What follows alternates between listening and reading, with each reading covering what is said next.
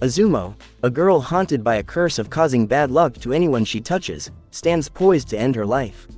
Her plans are interrupted by Andy, an undead man.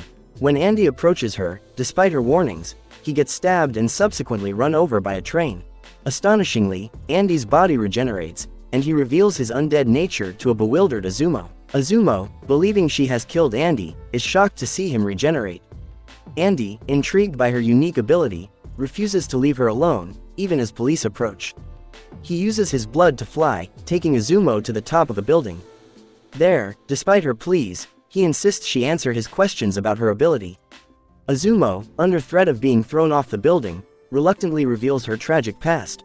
Her ability manifested 10 years ago, causing the death of her parents in a plane explosion. Attempting to demonstrate her power, Andy hugs Azumo, resulting in a crate crushing him. In a panic, Azumo falls off the building, but Andy saves her. He expresses a vested interest in her ability, believing it might hold the key to giving him a true death. Andy and Azumo retreat to his hideout. Andy, curious about Azumo's ability and wanting to explore it further, asks her to remove her clothes, but she flees, fearing exposure. During her escape, she loses her hat, revealing her excessively long hair, which she has never cut due to her ability's deadly consequences. Despite her reluctance, Andy cuts her hair, revealing his past as a stylist and reassuring her that her ability won't affect him since he's undead.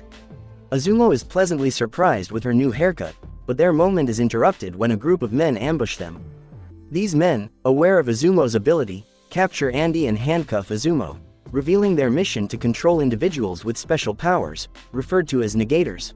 The leader of the group informs Azumo of their plan to exploit her ability, drawing a distinction between their intentions and Andy's. Azumo, feeling responsible for Andy's capture, is grateful to him for cutting her hair. Then a sudden lightning strike kills one of the men. Azumo hints that her ability might be more extensive than they realize. At this critical juncture, Andy breaks free from captivity. Facing his captors, he discloses a limitation he has imposed on himself: a quirk in his brain to block out memories from his extensive undead life. By removing this quirk, Andy regains his lost memories and, with them, his formidable fighting skills. He then uses these skills to effectively combat the group that captured them. To protect Azumo, Andy complies with the leader's demand to surrender his head, which he can detach due to his undead nature. In a surprising turn, Azumo frees herself and kisses Andy, triggering what she warns will be the ultimate bad luck. As Andy battles the leader, Azumo escapes the building, just as a meteor strikes, causing a huge explosion. She fears Andy is dead, but he miraculously survives, reuniting them amidst the chaos. Andy, ever fixated on finding a true death, suggests that mating with Azumo might trigger catastrophic bad luck.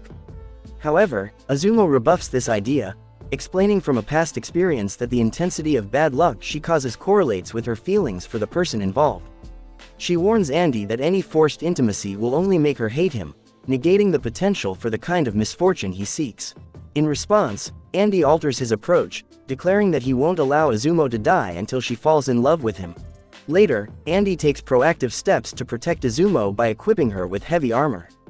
He informs her about an organization hunting them, explaining that they are both negators, individuals who defy the world's rules. Andy expects another group from this organization to pursue them soon. He admits that given the enemy's knowledge of their abilities, their chances of victory are slim and suggests fleeing. While escaping on a bike, Andy admits to having no specific destination in mind. He reassures Azumo that he won't let her die until she falls in love with him, hoping her bad luck ability will then be strong enough to grant him a true death. Azumo, however, is adamant she'll never fall for him. Their escape is interrupted when a warp gate appears in the sky, signaling the arrival of their enemy. The ensuing attack separates Andy and Azumo, with Azumo finding herself unable to move her legs and running into a man named Shin. Shin captures her, but hesitates to follow Void's order to kill her, instead engaging her in conversation. Meanwhile, Andy, initially immobilized by Void, realizes he regains mobility each time he's struck. He deduces that Void's power is to paralyze him, while Shin has the ability to manipulate Azumo's will. While Azumo and Shin observe, discussing the relentless pursuit by the organization, Shin reveals the high priority assigned to Andy and Azumo following the meteor incident, indicating that more negators will be after them. Shin and Void, as negators themselves, are part of the Union, a group of 10 negators who are exempt from being hunted in exchange for completing missions. Azumo considers joining the Union to escape their pursuit, but Void dismisses the idea, stating all positions are filled. Andy, however, sees an opportunity in this, proposing they eliminate 2 Union members to take their places. He reassures Azumo of her safety, prompting her to touch him and trigger bad luck, which she clarifies is due to gratitude, not love. This results in a truck crashing into Andy and exploding, while Shin and Void manage to escape. Andy, pondering the abilities of his enemies, deduces that Void's power is to make his attacks unavoidable by freezing Andy's movements. Shin's ability remains a mystery, making Andy cautious in his approach. Amidst this, bombs detonate in the area, causing a building to collapse.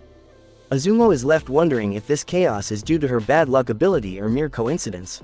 In the aftermath, Void, protected by his suit, finds Andy's arms protruding from the rubble and believes he has finally captured his target. Andy demonstrates his unique ability to defeat Void. He reveals that his severed body parts vanish after 30 seconds, and uses this to his advantage by launching his bitten-off finger at Void, circumventing Void's muscle immobilization ability.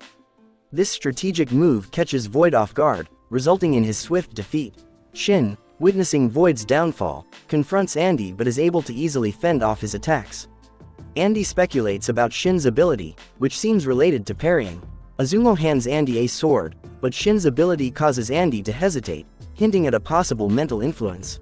Shin cryptically remarks on the influence his ability has on their minds and refuses to disclose its nature. He then questions who will take Void's place in the Union. Andy suggests Azumo, assuring her of his survival and his intent to make her fall in love with him. As Azumo and Andy prepare for an intimate moment, Shin, amused by their antics, offers them an opportunity to join the Union by eliminating another member. He provides information about a Union member near a lake in Russia, identifiable by an emblem and a red necktie. Shin leaves them, deciding not to harm them. Azumo is surprised at their unexpected reprieve.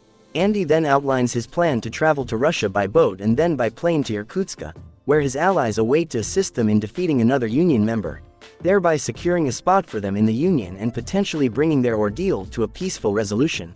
And that's the end of our video. To see more, don't forget to subscribe to the channel and turn on notifications. Thanks for watching. Until next time, take care.